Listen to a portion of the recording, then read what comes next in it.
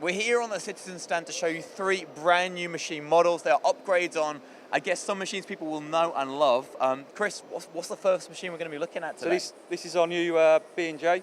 Absolutely, and you've got live demos on every single machine here on the stand. We can't cover every single one, unfortunately. We picked out kind of 3 of the best. Yeah, I would say so. Yeah, and what's the upgrade in this? This is the 7. Yeah, so this is SY7. The biggest upgrade is the sub-spindle turret. So it's been sort of revamped. So the tooling is interchangeable now. It used to have its own style of tooling. Yeah, so you can swap from the main turret to the sub turret, including power tools. Brilliant, and that's one of the biggest things when you're doing setups on lathes.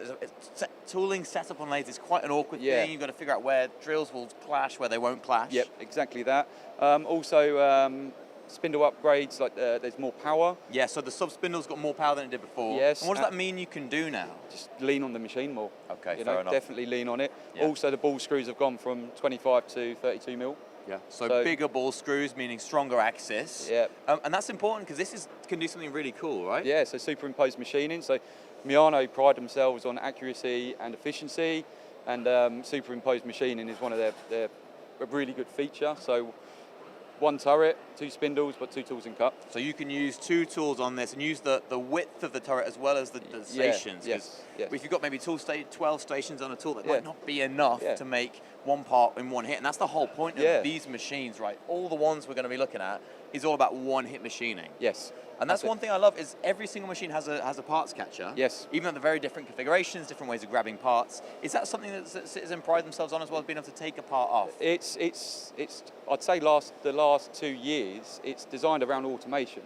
So if we can get the part to the back of the machine, the robot is really quick and easy to integrate at that point. Yes. And I guess when you don't need an auto door and the parts come straight out the conveyor belt, it makes it much easier, like you say, to do robot integration. It's a fascinating addition. Every single machine we're going to see has got that option, right? Yeah, yeah. Brilliant. So next machine we're going to look at, what's this called? So this is the BNE. This is honestly my favourite machine, and this is just the next level up, I'd say. I mean, looking at the machine overall, we're a bit higher because it's got this higher turret up here.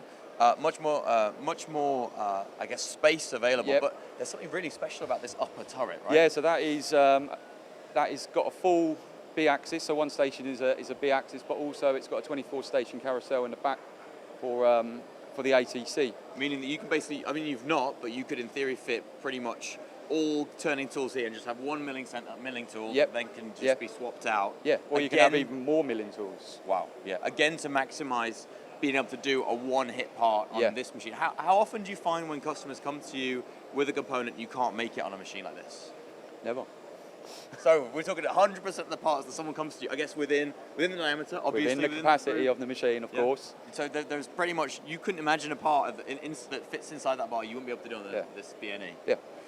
Absolutely amazing. What's been the upgrades from the last version that the customers need to know about? It's mainly just that top turret. So the construction of the machine is pretty much the same. There's some stuff in the background, slides and stuff like that to compensate for the extra stroke needed on the Y. But the way it performs and the way it behaves, so all the superimposed machining, that is still a BNE, just with a really cool turret on the top. Brilliant. And there's some amazing demo here. This is like a bike hub, right? Yeah. Have you got an example? We've got one here. We've got a few down here, actually. Let's have a quick look. So the bike hub here, is produced, sorry, there's bits and pieces we're throwing over your nice stand. All done in one hit, straight out the machine, straight into the conveyor belt. And that's absolutely amazing. Is this an example of some kind of parts that you might see with customers? Yeah, it's a very good demonstration piece. It really shows off what the machine's capable of. But also, this is a real well part, so why not demonstrate a real well part? Absolutely. And we saw some really heavy use of deburring, the B axis for some engraving, really, really amazing stuff, and then parted off and then come straight out the conveyor belt. I'll put that straight back down because I don't want to lose it. No problem. That's the BNE, absolutely fascinating machine. I guess last but not least, ABX. The next machine. So new ABX, really good machine. People love the ABX. Big, strong, powerful machine. So 80mm through spindle on this one, 65mm through spindle, which is an upgrade on the sub spindle. Absolutely. So we're talking really big, heavy cutting. Yes. We're talking heavy material, difficult to cut materials. Yes. Yep. When you've got big, just out of interest, you've got big diameters here. Sometimes it's hard to put a long bar feeder on. I guess you need to keep a short bar feeder for the weight of the bar. We still put 80mm at 3 metre lengths on it. Really? 80 mils, that's a lot of weight moving around. It's going to be pretty straight, I guess. But the IMCA bar feeds will cope with it. So. Amazing. Wow, okay, so you could automate a full 3 metre length with a short remnant as well for that 3 meter. That's a pretty productive way of doing it. One thing I find interesting about these machines in general, they look like they're built for production with all the parts catchers. Like you say, with 3 meter bar feeders available. But how do you make it easy? You mentioned these are quite good for jobbing shops as well, for low volume. Yeah, so these are just as easy to set as a normal. If you switch off 2 turrets, you've got one turret up there, so you use it as a 1 turret machine. But then, if a job comes in and you need to put a high volume part on there, you can. Yeah. It's a mixture of machines, Brilliant, because that's the biggest thing is setup times when you're making jobbing here and there. What do you recommend customers if they look at a machine like this that looks quite daunting? This has got 3 turrets going on. You can do superimposed machining, saving 1 turret on the other machines, the BNE, for example.